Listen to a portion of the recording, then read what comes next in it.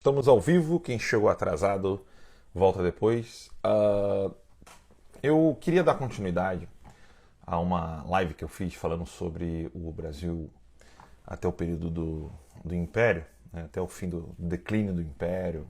Comecei comentando com vocês com relação à condenação do padre Gabriel Malagrida, né? Mas hoje eu vou falar de um assunto diferente. Outra hora a gente volta para esse assunto aí. Hoje eu quero deixar gravado nessa live para vocês e depois vai lá pro Rumble, tá? Essa live está acontecendo no Instagram. Essas contas de Instagram duram um pouco, né? Vocês sabem. Então, saiba que, independente de vocês não encontrarem mais essa aula aqui, eu quero que vocês a encontrem lá no Rumble. E aí, para achar é bem simples. Se escreve rumble.com/canal Terca Livre. Como é que se escreve Rumble? Se escreve Rumble, né? Algumas pessoas me pediram assim, né? Alan, eu quero saber qual livro, por onde começar, quero estudar, quero refazer a minha formação intelectual, etc. Ou formação educacional. Alan, eu quero sair da ignorância, né? E, óbvio, essa pergunta é a pergunta que eu me fiz, essa pergunta acho que qualquer pessoa acaba se fazendo, porque, de qualquer forma, né? Assim, quem que não quer ficar mais inteligente? Né? Quem que não quer ficar menos ignorante? Né? Isso é uma coisa que a gente precisa, cada dia mais, correr atrás. Pois bem, antes de você imaginar qual livro você deve ler, por onde começar, quero ajudar os meus filhos, quero me ajudar, quero primeiro eu estudar bem para depois passar para os meus filhos, enfim. Antes de qualquer coisa, você precisa entender a lição mais valiosa que eu vou te dar de graça aqui agora. Bem, qual é a lição mais valiosa? Quando você abre a boca para falar, desde que você é criancinha, que você fala au au, né? E aí você entende que essa palavrinha está fazendo uma referência a algo na realidade, até hoje em dia, né? Você pode ser doutor, você pode ser mestre, você pode ser professor, você pode ser o que você quiser. Desde aquele momento que você começou a balbuciar e falar au au e até hoje, você tem que entender que toda palavra tem que ter uma referência na realidade. Se você entender isso, a sua vida muda completamente. E o que significa que a palavra tem que ter uma referência na realidade? Bem, você tem que dizer, você tem que entender, quando você fala o cachorro, não é apenas o cachorro em si, né? Mas este cachorro, né? O cachorro. Você falou o cachorro, aquela palavra tem uma referência na realidade, e aquela realidade é quem vai determinar o que você está falando. Do contrário, né, você está fazendo um uso de figuras de linguagem e se você não souber, né, que você está fazendo uma figura de linguagem, você vai ficar muito confuso. Né? E quando eu falo confuso, é confusão mental mesmo. Você vai ter déficit cognitivo, você vai ter problema de cognição, você vai ter problema de compreensão das coisas, e isso pode escalonar num nível tal que, à medida em que isso for modificando o seu modo de ver o mundo, você pode começar a bater tanto ali na sua inteligência que a relação entre a sua inteligência, que está na sua alma, e o seu corpo começa a ficar disruptiva, aquilo ali vai criar problemas na sua matéria, no seu corpo. E aí muda as enzimas do corpo, muda ali como que o seu corpo funciona, e isso pode te levar a ter uma doença psicossomática ou uma doença psíquica. O que eu estou querendo dizer? Você vai ficar maluco. Essa é a verdade.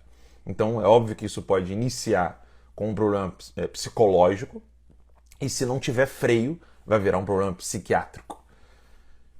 Esse assunto vai ficar para uma outra oportunidade, mas é importante você saber disso. Dito isso, você tem que entender que só existem 4 modos de você falar, tá?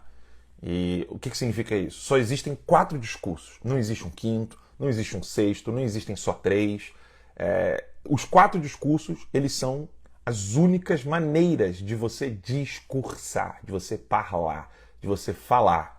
Então, se você não domina os 4 discursos, se você não sabe que você está usando um deles, a sua cabeça não fica ordenada. Você não está organizando o raciocínio na sua cabeça. Então, quais são esses 4? Poético. Primeiro, poético. Segundo, retórico. Terceiro, dialético. quarto, lógico-analítico. Eu não vou falar aqui agora especificamente dos 4 discursos, mas você tem que entender que ou quando você lê alguém, você tem que saber se aquela pessoa está usando o discurso poético, ela está usando o discurso retórico, ela está usando o discurso dialético, ela está usando o discurso lógico-analítico. Ou seja, você tem que saber, ao ler alguém, seja um tweet, seja uma frase no Instagram, seja um livro, seja uma palestra, uma pregação, uma homilia, enfim. Você tem que saber o que está acontecendo ali naquelas palavras. A pessoa está fazendo o uso poético, ela está só defendendo alguma coisa, é retórico, ela está fazendo exercício dialético, ela não pensa daquele jeito, ela está só fazendo um exercício de vai e volta. Ou quarto, ela está fazendo aquela peneira para separar ali as areias do ouro. Né? Ela está peneirando com a luz da razão, que é o lógico-analítico. E se você não domina isso, você não sabe quando você faz uso, e você também não vai entender quando a pessoa está fazendo uso disso. E aí é que entra a confusão toda. Se você não domina quando alguém está fazendo uso poético, retórico, dialético ou lógico, você acredita o tempo todo que a pessoa está fazendo uma descrição da realidade, ou seja, que ela está fazendo a descrição da realidade lógica analítica. É óbvio que você pode fazer uma descrição da realidade por meio de poética, mas o lógico analítico, alguém perguntou aqui, quarto e último, lógico analítico. Não sei se é pergunta, tá? Mas eu vou segurar as perguntas, senão eu acabo me perdendo aqui.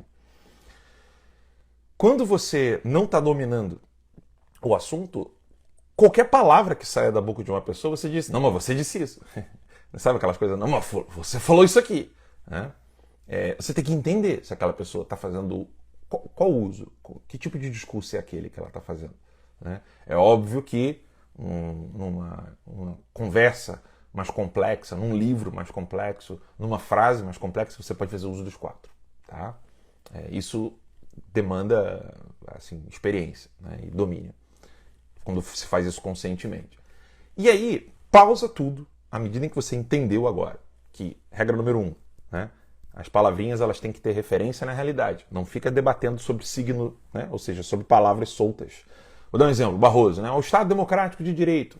Né? Ele precisa ser defendido, a democracia e tal. São palavras que quando você traz para a realidade, você fala assim, o que o Barroso está chamando de democracia? O que o Barroso está chamando de Estado Democrático de Direito? Quando você pega, ele está apontando para algo que não é o que você entende, você e a multidão inteira do Brasil, né? Entende como, né, de fato, democracia é o Estado Democrático de Direito. Ou seja, se as pessoas fazem uso de palavras soltas, o significado dessas palavras, ou seja, o referente dessas palavras, ele tem uma outra coisa. É a mesma coisa que você falar, sei lá, Maria, aí um entende Nossa Senhora, o outro entende a está na esquina. Mesma palavra, não tem nada a ver uma coisa com a outra. Não caio nessa. Então você tem que entender isso. Dita essa primeira regra, a segunda regra é que você então tem que entender, né, qual dos 4 discursos estão sendo utilizados, ou se a pessoa domina muito, ela usa os 4, e ali você dá para identificar. Isso aqui é um recurso poético, isso aqui é um recurso retórico, isso aqui é um recurso dialético, isso aqui é um recurso lógico-analítico. Para quem perguntou aí sobre essa questão de recurso lógico-analítico, é você compreender bem quando você está fazendo silogismos ali. Não sei nem o que é silogismo. Segura a onda, 1 hora eu vou explicar só sobre esses 4. Mas, dito essas 2 regras, né, você tem que entender essa questão do referente na realidade. E o segundo ponto, que é essa questão de você dominar dos 4 discursos, para tudo agora e pensa comigo aqui. Tá? Se eu lançar todos vocês na selva e falar assim, ó, pessoal, vocês precisam construir uma casa. Né? Aí vocês viram para mim e falaram assim, pô, beleza, todo mundo vai construir uma casa. Todo mundo. Ninguém vai ficar na merda, ninguém vai ficar no meio do mato, ali, sol, chuva, dormindo no relento. Vai surgir cabaninha, o outro vai fazer uma coisa mais complexa, o outro vai fazer, vai melhorar um pouquinho mais a cabaninha, enfim. A palavra em inglês veio range aqui, né? Fugiu aqui na minha cabeça como é que se fala em português. Isso acontece, tá, gente? Quando você está em outro país, não é nada de deboche nem nada. você realmente perde um pouco algumas palavras que vêm primeiro em inglês na sua cabeça. Mas o range, daqui a pouco me vem o que significa em português, eu vou lembrar. Esse espaço que existe aqui entre uma cabaninha muito mal feita e uma casa ultra mega complexa, linda e bela, essa distância aqui, ela se dá pela experiência, pelo domínio dos meios utilizados. Um está usando um pedaço de pau e bambu, o outro está usando uma casa de madeira linda e maravilhosa. Um está usando pau, bambu, tijolo e outras coisas que foram entregues a ele. O outro usou madeira, tijolos e ficou uma mansão. Bem, a discussão aqui não é quem é que recebeu recursos para a obtenção dos meios. Vamos dizer que todos receberam. Tá? Uns vão aprender depois de muito tempo, ralando pra caramba. Outros, que já aprenderam, né, vão fazer uma casa maravilhosa. A linguagem é a mesmíssima coisa. Então, quando você vê um texto bem feito, quando você vê um texto bem escrito, quando você vê uma obra muito bem estruturada, significa que essa pessoa está construindo uma mansão linda, maravilhosa, absolutamente compreensível com as palavras. Enquanto que outros estão tentando ali fazer um arranjo. Esse arranjo com o uso das palavras é uma barraca, é um troço mal feito. E essa mansão aqui, óbvio, ela vai estar muito mais utilizável. Então você tem que entender. Você tem que colocar na sua cabeça, tem que ser honesto consigo mesmo.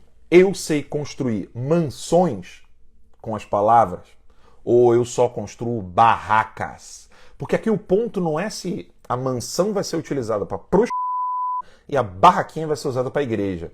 Aqui não se trata, eu não estou falando aqui da moralidade ou da excelência daquilo ali, né?